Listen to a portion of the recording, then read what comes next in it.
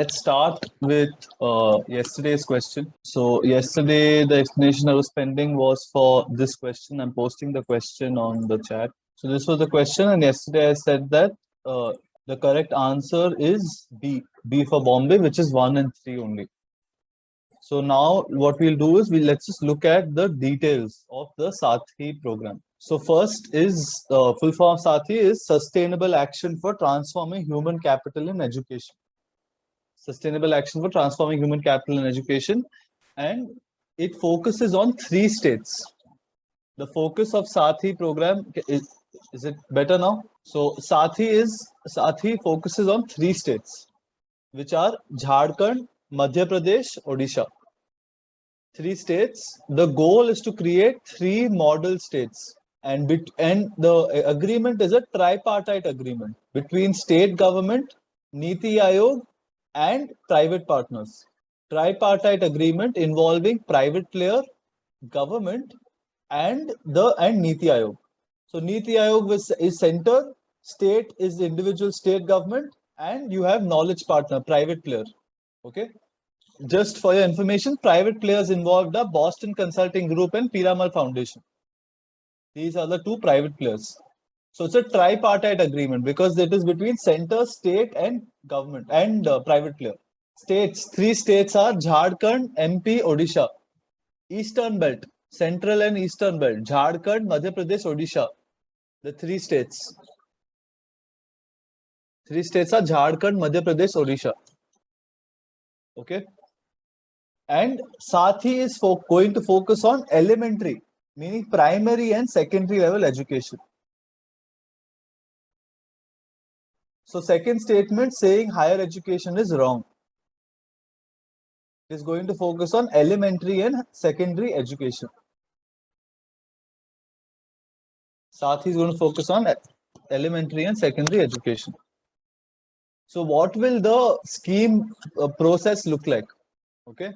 So Niti Aayog is going to work with the state government to design what type of education interventions to make. What will the governance structure look like? How will you monitor progress in education? And then helping the state institutions to implement the scheme. So Niti Aayog will play a hand-holding role. Niti Aayog will play a hand-holding and guidance role for the state government and state institutions. Niti Aayog will play a hand-holding role. Okay. Now, what are the interventions that they're looking at? Some of the interventions are school mergers. Why school mergers? We discussed when I was talking about NEP.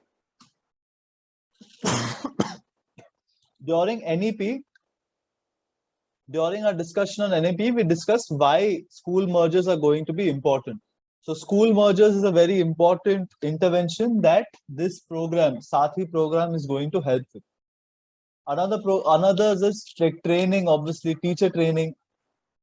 Then helping weak students to come and become more like on par with the other students. And designing of like e-governance in education. E-governance in education through what is known as MIS system, Management Information System. Apart from this, like it will also give teachers labs. It will give teachers laboratories, libraries. So these are the details that you need to know about the program. Objective is to improve primary and secondary education in these 3 states. To improve primary and secondary education in these 3 states. Fine, we move forward. Names of states are Madhya Pradesh, Jharkhand, Odisha. Knowledge partners are BCG and Piramal. How is it different from NEP? NEP is a government policy. This is a scheme of implementation. Like it is like NEP policy is there, but sometimes you need state government's help. Sometimes you need private players' help to implement. This is a kind of scheme, a specific scheme which will help implement the policy. Any problems with the jute question that we discussed yesterday? Jute question is clear, no? Yeah, so what do you want to start with? We can start with either questions or we can start with some current affairs. Okay, let's do questions first. Let's do questions and then we'll like this is also a very important question. And then towards the end, we'll do like current affairs. The topic I chose is the Ministry of Cooperative Affairs. Ministry of Cooperation, cooperatives is in the news a lot.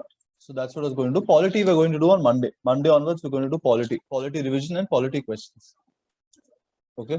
So try this. This is a current affairs question. It's an important concept because this has been in the news a lot. Okay. I'll start with the explanation.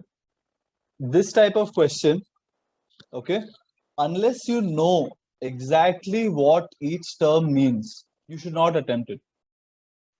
You should not attempt it because often they don't mean anything. Okay.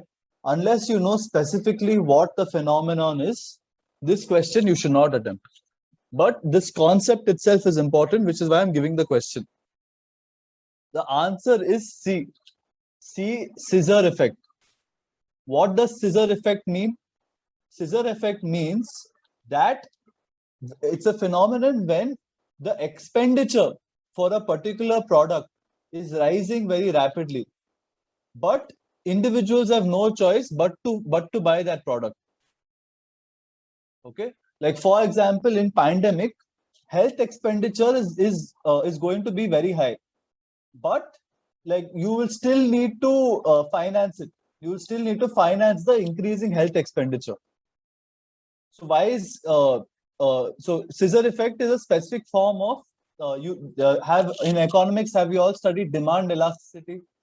Okay, you generally say that price determines the demand. If price increases, demand falls. But what happens in scissor effect is that that because even though you're not able to afford it, and even though pandemic means health expenditures increasing very rapidly, individuals, because they have no other choice, will borrow money in order to like pay for health. So it's a simultaneous drop. Expenditure is rising, but the amount of finance to pay for it is less. And when this happens at a government level, that is when it is called scissor effect. So financing is falling very rapidly. Expenditure is rising very highly. Okay. So currently for the government, tax revenues are very low. Tax revenues are very low. Why? Because you have lockdowns. Lockdowns meaning low consumption, low GST revenue, low income tax revenue. Okay. Tax revenues are low, but expenses are still continuing to stay very high. Why? Because you have pandemic related expenses, then you have stimulus related expenses, you have the schemes that government is putting out for welfare. Okay. So in such a scenario, this is known as scissor effect. When you have reduced tax revenue and expenses continue to stay high. Other effects, Pigouvian. Pigouvian, I think, generally means sin goods. Pigou effect is a sin good. The other two I'm not aware. Fisher effect and Penn effect. But scissor has been in news. Scissor effect has been in news. It's been there in newspapers as well. I've seen the term coming in newspapers. Next, this is straightforward, but again been in current affairs. Okay. So answer is C. Answer is C. What is the importance in current affairs for this concept? Antitrust case is being brought against Amazon. Amazon, Flipkart, these companies, Competitions Commission of India is considering an antitrust case against them, saying that their practices are leading to are predatory and are affecting the consumer. So C is the answer. C is the answer, and antitrust means that when the individuals are acting in a manner that in the long term is going to affect consumer rights and consumer protection. That is known as like an antitrust case. Okay. One geography question now. Short, very, very small, very easy. I expect you all to get this right and expect you to get it wrong, get it right quickly. Then we can move on to the next current affairs question. Go on faster, 10, 15 seconds. 15 seconds answer, all of you. You're answering slowly. Okay. So answer is C. Answer is C. C for Chennai. Now this question, those of you who have gotten it wrong, you really need to do NCERT properly. Okay. This question is a very basic question. It is there in NCERT, it's there in GC Leong, it's there everywhere. This question you cannot afford to get wrong. This I have also sent you the diagram of what batholith looks like. Okay, so you should not get these questions wrong. Like these terms, like I know it is confusing. Like batholith, kindostada, paikostada, shape ela untadi. Our doubts only unte. But what you need to do is keep revising. You need to know batholith shape is like this, laccolith shape is like this, lopolith shape is like this, dike shape is like this. Unless you revise NCERT properly, you will not be able to answer such questions. Okay, this is a very basic question. You should get it right. Okay, so answer is C, because the rest are all characteristics of batholith. Batholith is large granitic body. Batholith appears on surface after denudation. Large magmatic material, cools at deep. These are all characteristics of batholith. C is not characteristic of batholith. Can someone tell me what is C? Okay, C is laccolith. C is laccolith. That's why C is incorrect. I thought we finished geography now, and you should be getting some of these more correct. Okay, another current affairs question. Okay, 10 seconds more. Come on, answer all of you. It's okay if it's wrong, but at least answer, at least attempt to answer. If you attempt to answer, you can see, is your guesswork working? What have you heard? What have you heard of? Worst case, at least guess, but answer. At least try and attempt an answer. Don't be passive. Be active in class. Okay. So answer is D. D for Delhi. Okay. Just write down some notes related to this because it's a technical term. Like this is a kind of question which in exam you should not attempt if you don't know. If you know it, you'll get it right. This is not a question where you can do careless, silly mistakes also. There's no there's no concept also in this. If you know what Rudram 1 is, you'll get it right, otherwise you won't get it right. So just write down some short notes about what is Rudram 1. Rudram 1 is India's first indigenous anti-radiation missile. Rudram 1 is India's first indigenous anti-radiation missile. Now, what does anti-radiation missile do? Anti-radiation missile is used to reduce enemies' air defenses. So, what enemy air defenses are, right? Like this, India has signed up for S-400 air defense system. This USA has THAAD, THAAD, THAAD air defense system. Okay. Israel has Iron Dome air defense system. Okay. These are all air defense systems. What does air defense system do? If there is an incoming missile, air defense system will protect the city from the missile. That is the job of an air defense system. Anti-radiation missile is meant to counter the air defense system. Anti-radiation missile will stop the sensing, will reduce the sensor capability and make it easier for Indian missiles to target other enemies. Okay, so Rudram 1 is an anti-radiation missile, and it is the first ever indigenous anti-radiation missile. Okay, this is why it's important, and it has been developed by DRDO. Rudram 1 has been developed by DRDO. Next question. No doubts in Rudram 1, right? Rudram 1 is an anti-radiation missile, first ever anti-radiation missile, and it has been developed by DRDO for suppression of enemy air defenses. So this question, not many have gotten it right. Answer is A. Answer is A. Okay. So Mars opposition is when Sun, Earth, Mars form a straight line. Sun, Earth, Mars form a straight line is known as Mars opposition.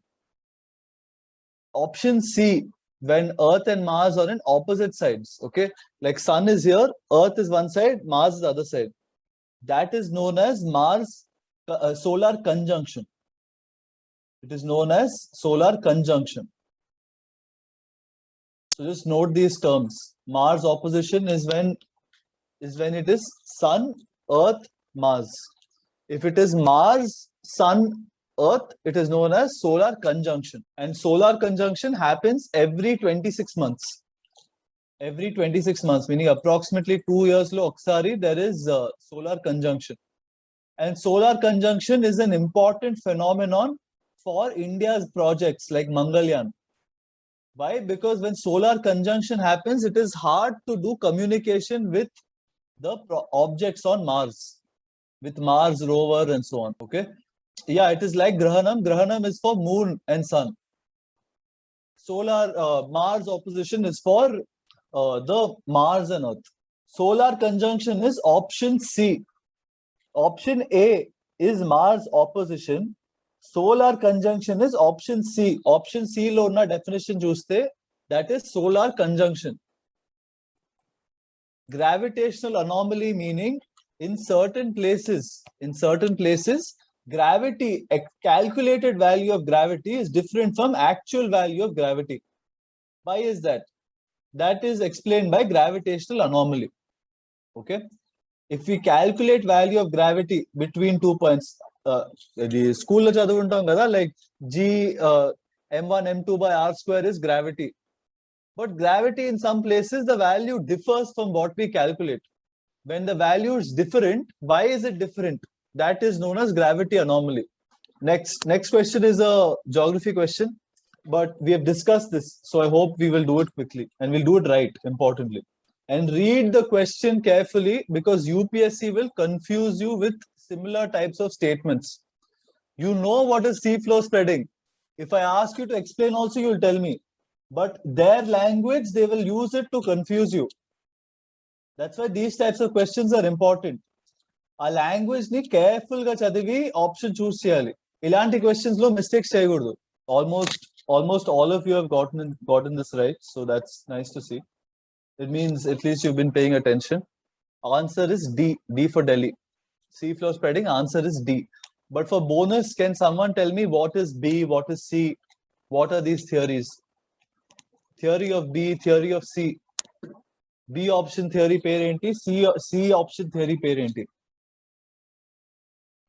Okay, just five seconds more. Anyone, if they want to try, try. So C option, almost all of you have gotten it right. C option is plate tectonics. Plate tectonics, movement of plates. Okay. Option B is continental drift. Option B is continental drift theory. Okay. Option B is continental drift theory because he says without any resistance. And that continent is different from oceanic. That theory was put by Alfred Wegener. But plate tectonics is C, which is the slightly more detailed and more correct theory. Okay, this question I'll explain a lot. Not enough people have gotten it right. So this question I'll explain the concept of valuation of currency in detail. Okay, so listen carefully. I won't cover this again in economics. When you're doing economics questions again, I won't cover this. So understand in detail. And if there are any doubts, then let me know. Okay. So value of currency, whether it appreciates or depreciates. Okay. What is its relationship with interest rates? With liquidity. Okay. What is the relationship of interest rates with liquidity? With the value of a currency. Okay. So we need to start from that level of basics. Okay. So what you need to remember is when interest rates are high, the value of currency is also high. When interest rate is low, value of currency also falls. Okay. This is the standard approach for any of such questions.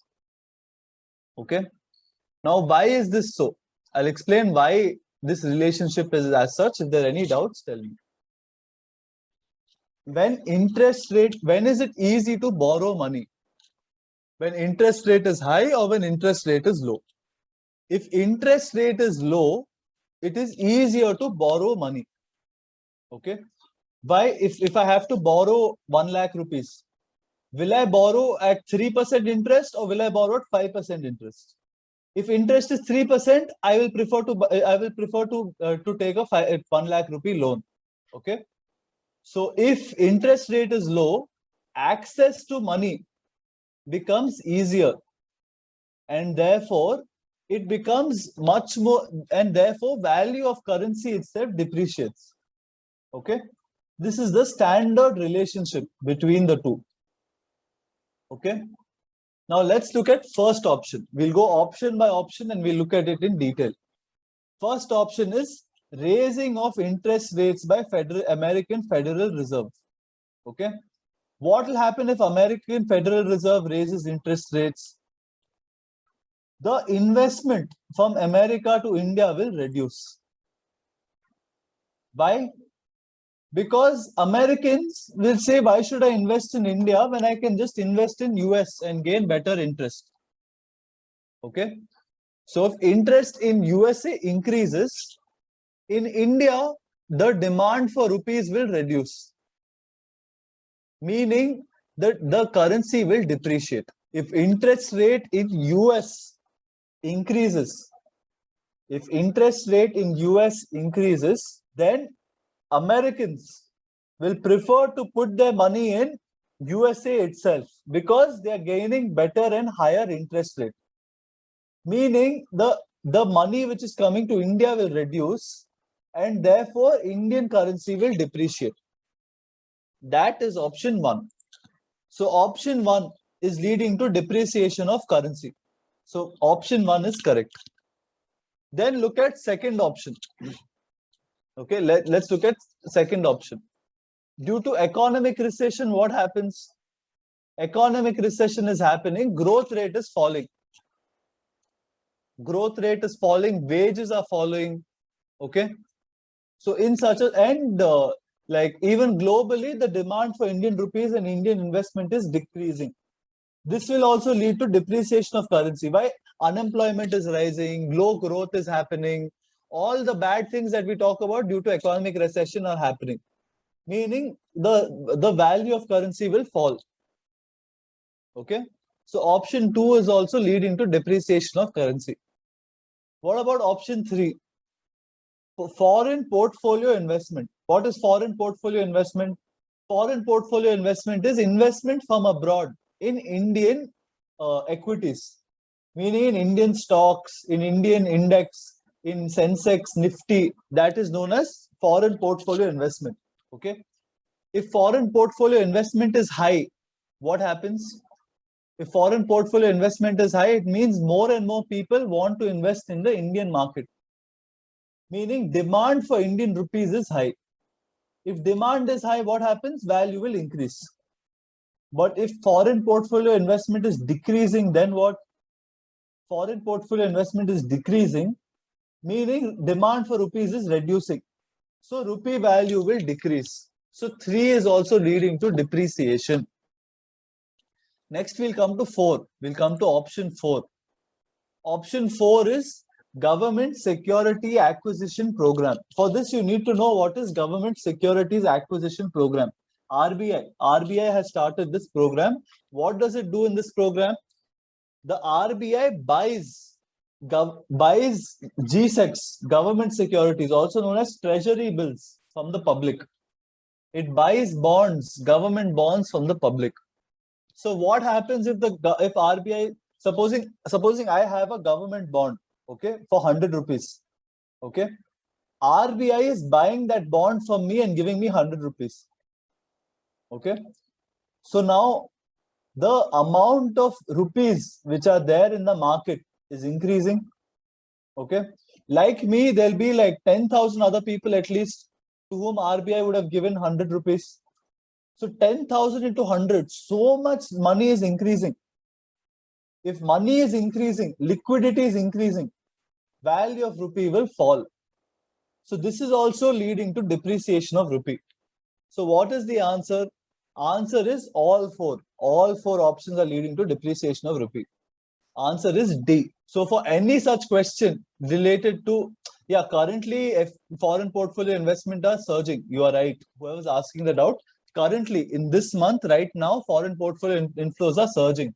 But in case such a question is ever framed, in case such a question is ever given, you need to look at it as, okay, assuming foreign portfolio investment is not rising, what is the effect that it is having on value of rupee? Option 4, okay, I'll explain option 4 again. Option 4 says that the RBI is buying back government bonds from the people. Supposing you and I have government bond, 100 rupees. RBI buys the bond from us and gives us 100 rupees. Meaning we have 100 rupees more now. So all of us have more money. More money. If there is increase in the amount of money, it means that value of that money itself will fall. Okay. What is the principle behind that? Principle behind that is, supposing I have 100 rupees, you have 100 rupees, and we both want to buy rice. Rice amount is limited. Okay, only 1 kilo of rice is there, and we both want to buy the rice. Then currently we are both willing to pay 100 rupees for that rice. But supposing government gives us money and now we have 200 rupees. But rice quantity is the same. We still need to buy rice. So now we are willing to pay 200 rupees for that rice. So value of that rice is increasing, meaning value of rupee is decreasing. Okay, that is the basic principle. Okay, let's move forward. Again, this is a geography question from a concept that we've discussed. So I hope some of you will get it right. It's there directly also from NCERT. If I have to give you a hint, we discussed what previous answer is D. Previous answer is D for Delhi. If I have to give you a hint, previously we discussed that there are two concepts: coastlines of submergence and coastlines of emergence. That is you need to just think of that. Think of that basic concept. What is coast of submergence? What is coast of emergence? And you will get the answer. Okay, the diagrams for all these coasts are there in GC Leong. That's why I was suggesting that for landforms, you need to read GC Leong. So answer for this is 2 and 3 only, which is B for Bombay. And yeah, like I would have been happier if more of you got it right.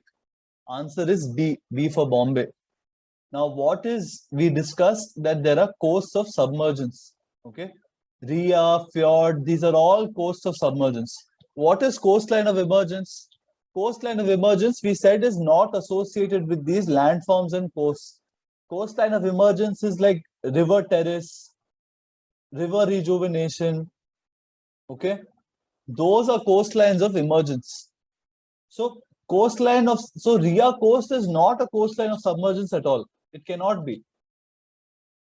Okay, Ria coast is formed due to downlift, not uplift. Uplift meaning emergence. What is uplift? Uplift is rising up. Okay, uplift meaning it is rising upwards. So that is emergence.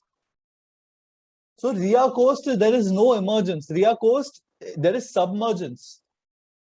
So Ria coast, Fjord coast, these are all coastlines of submergence. Therefore, option 1 is wrong. And if option 1 is wrong, then 2 and 3, that's all. Dalmatian coast is also coast of submergence. These are all coastlines of submergence. All 3 are coastlines of submergence. So option 1 is wrong. Option 1 is directly wrong. Okay. And fjords are there in the where are fjords present? Fjords are mostly present in Finland, Norway, these regions. Why? Because they have large glaciers. They used to have large number of glaciers, and when these glacier valleys are covered by water, when these glacial valleys are submerged by water, that's when you have fjord coast. So here the answer is 2 and 3 only. Here the answer is 2 and 3 only. Okay, I'm asking a quick question. I'm not putting the question, I'm just asking the concept behind the question. Just answer on chat quickly. S waves or P waves? Which wave travels only through solids? S waves or P waves? Which wave travels only through solids? Okay. Yeah, S wave travels only through solids and P waves travel through both. But some of you have still answered P waves. So you need to revise. Everyone who has answered P wave, you need to revise geography.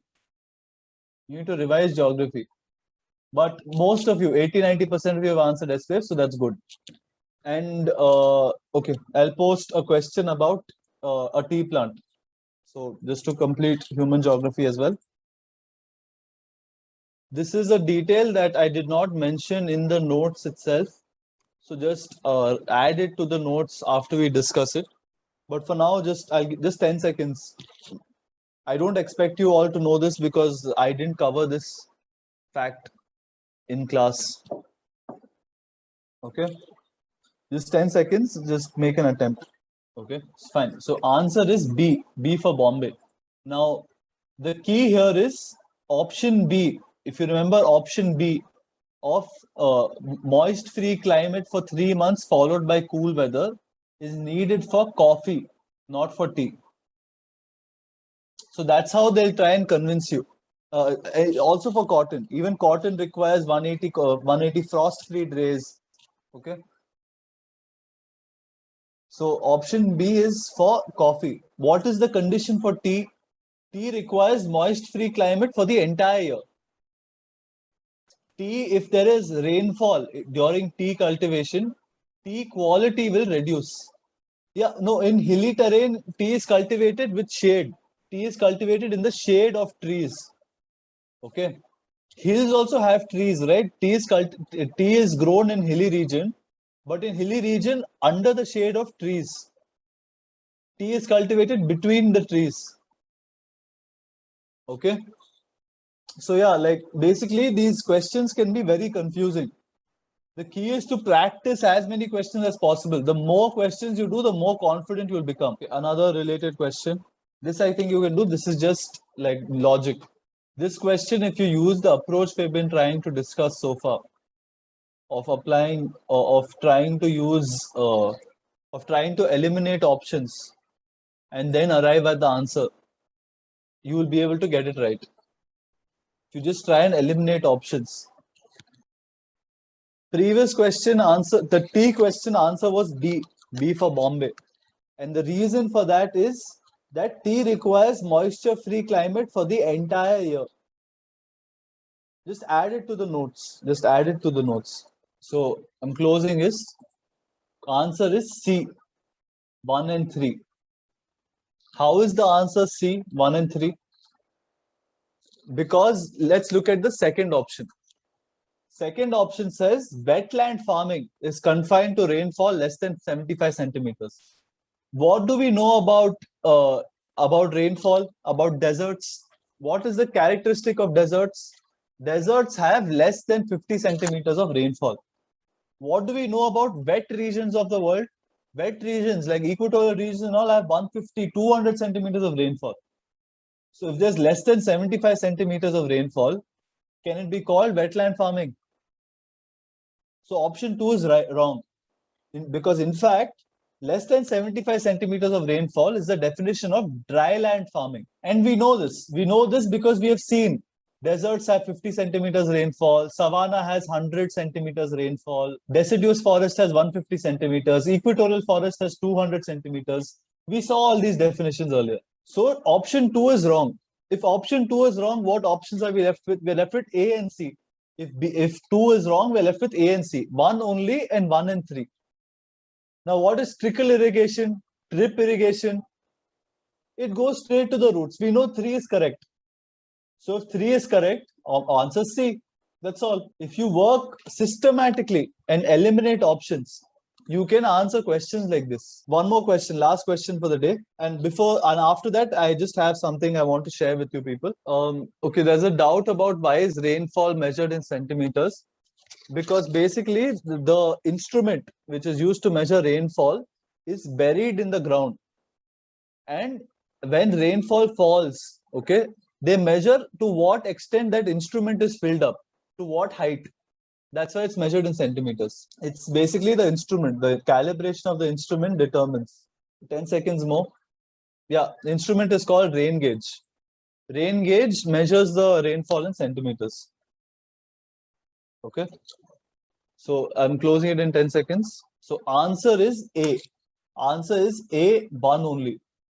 and I can see lots of confusion between like A and between A, B, and C. Okay, understandably so. It's a confusing question. I'll admit it's a confusing question. Okay, so option A is correct. That everyone knows that one is correct. Now we need to look at 2 and 3.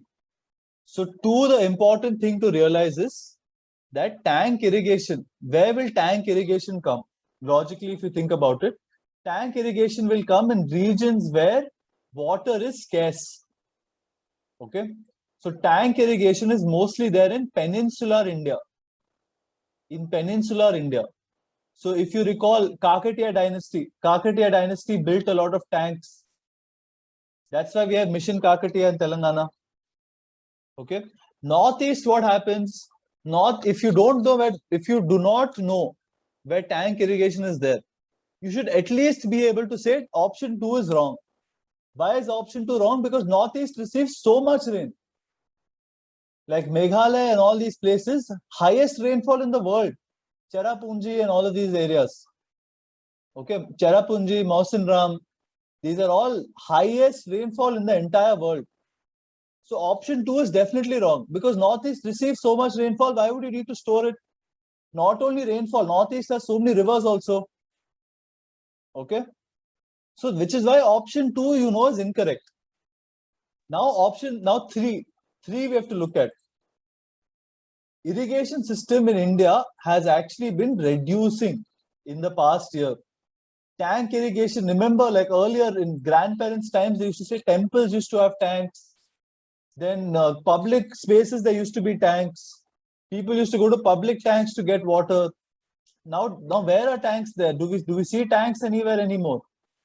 Why tanks have reduced? Why have tanks reduced? Because urbanization has also increased.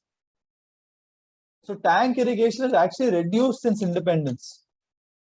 In fact, so many efforts. So in current affairs, you will see that there is so much effort to re-establish tank irrigation, which is why our answer is A.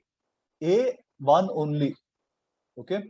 Now, before we complete today's class, just something I want to share with you all. Like, if you are not getting the answers in class, that is not a problem. Your attitude, if you are getting the wrong answer in class, needs to be, so what? I will revise. I will revise. Next time I'll get the answers correct. Do not feel bad if you're not getting the answers in class. In fact, like something my senior once told me is, when you're solving questions, what you need to think about is, if I'm making mistakes today, it is a good thing because I will not repeat this mistake in the future. So any mistake, any concept that you are not getting right in class today, just tell yourself, I will not make this mistake again. Because supposing I make 10,000 mistakes before prelims, it means there are 10,000 concepts that I will not make a mistake in prelims. Okay, it is good. It is good if whatever mistake you are making it today. Any mistake that you're making today while you are practicing, it is much better to make this mistake today rather than to make the mistake tomorrow. Okay, so the focus needs to be on doing as many questions as possible, make as many mistakes as possible. It's okay to make mistakes. Just tell yourself, ఈ రోజు mistake చేస్తే exam లో ఈ mistake నేను repeat చేయను. ఈ రోజు కానీ నిన్నటి కానీ ఇప్పుడు దాకా చేసిన ఏదైనా మిస్టేక్స్, ఏదైనా కాన్సెప్ట్స్ లో కానీ క్వశ్చన్స్ లో కానీ మిస్టేక్స్ చేస్తే నేను అదే క్వశ్చన్ ఎగ్జామ్ లో రిపీట్ చేయను. That is the only thing you need to focus on. If you have that approach to answering questions, you will not lose confidence. Why? Mistake చేస్తే ఏంటి? Mistake చేస్తే ఆ మిస్టేక్ నేను మళ్ళీ మిస్టేక్ చేయను అంతే. That mistake will not be repeated again. That is the approach you need to take. Okay? Why? Because from every mistake you are learning. Okay? Which is why I think that more than just revising, concepts revision ఏముంది? Concepts revision 40 minutes లో 10 chapters finish చేయొచ్చు revise చేయాలంటే. కానీ questions చేస్తేనే ఆ fluency కానీ ఆ practice కానీ ఆ కొంచెం ఇది క్వశ్చన్ వస్తే భయపడడం అవన్నీ తక్కువ అవుతాయి. ఎన్ని క్వశ్చన్స్ చేస్తే అంత బెటర్ ప్రిలిమ్స్ లాంటి ఎగ్జామ్ లో. So Monday onwards we're going to start polity. Polity, again, what I'll try and do is, we will revise, but we will focus on questions. At least 20 minutes every day we'll do questions, so that questions చేస్తా ఉంటే ఆ practice ఉంటుంది. ఇంకా questions లో mistakes చేస్తే problem ఏం లేదు. If you make a mistake in a question, just know that you are learning. Mistakes చేసే కదా నేర్చుకునేది. Like you do not, like all of us do not directly know all the concepts, everything. You will attempt the question. If you get it right, good, it means you're focusing and you're revising. And if you get it wrong, no problem. You get it wrong, you are understanding the concept, you are learning from your mistake, and you will not repeat that mistake again. Okay? Just keep this approach in mind. Any mistake that you make between now and prelims is a good thing. Even if you make a mistake day before prelims, it's a good thing. Because in prelims itself, you will not repeat that mistake. Just keep that approach in mind. Monday onwards, we'll do polity. We're going to start with fundamental rights, fundamental duties, preamble, that section. Okay? We will start with that section. So revise fundamental rights, fundamental duties, preamble, these chapters, and come. I'll revise the concepts quickly. What are the important areas where you need to focus and revise? And then we'll do 20 minutes questions towards the end. Okay? And like that, we'll keep focusing on revising polity. Polity might take around 10 days or so. Thanks, everyone. We'll meet again on Monday. Make sure you revise. Sunday morning, even morning, if you relax. Sunday evening, at least, revise polity.